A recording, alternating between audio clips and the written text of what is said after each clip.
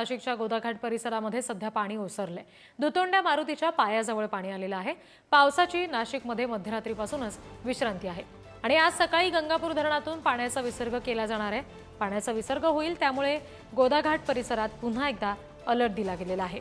नाशिक आणि उत्तर महाराष्ट्राला आज सुद्धा पावसाचा येलो अलर्ट हवामान खात्याने दिलाय। गोदाघाटावरची कालची परिस्थिती आपण एका बाजूला दृश्यामध्ये पाहतोय, पाण्याचा हा प्रचंड वेग आपण बघतोय आणि दुसरीकडची आज सकाळची दृश्य आहेत नाशिकमधली।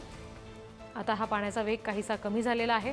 सध्या पाऊसही थांबलाय, पण नदीपात्रामध्ये विसर्ग केला जाणार आहे पाण्याचा, त्यामुळे अलर्ट मात्र कायम आहे।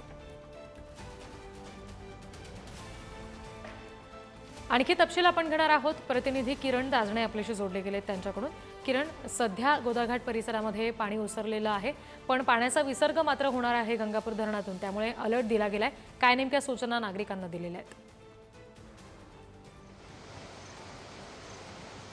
वृद्धी खरं तर गंगापूर धरणातनं पाण्याचा जो विसर्ग आहे तो सकाळी 6 वाजता सुरू करण्यात आलेला आहे।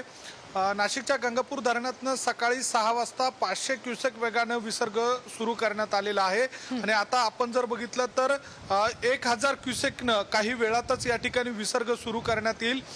गंगापूर धरणातनं जवळपास 9 वाजता 1000 क्युसेक वेगानं विसर्ग सुरू केला जाणार अशा स्वरूपाची माहिती जिल्हा प्रशासनाच्या वतीनं देण्यात आलेली आहे।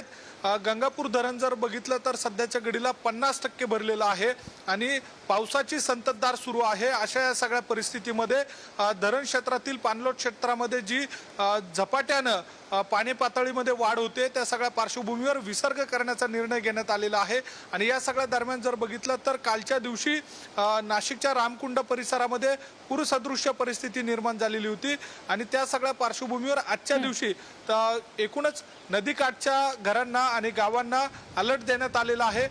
खबरदारीचा उपाय म्हणून या सगळ्या सूचना दिल्या जात असताना आपण जर बघितलं तर नांदूर मधमेश्वर या धरणातनं देखील जवळपास 22,000 क्युसेक वेगानं विसर्ग सुरू आहे। मराठवाड्याच्या दिशेने हे पाणी झेपावत आहे आणि दुसरी महत्त्वाची बाब म्हणजे आता नाशिकच्या गंगापूर धरणाचे या ठिकाणी मी आहे, काही वेळातच या ठिकाणी 1000 क्युसेक वेगानं जे पाणी आहे ते सोडलं जाणार आहे।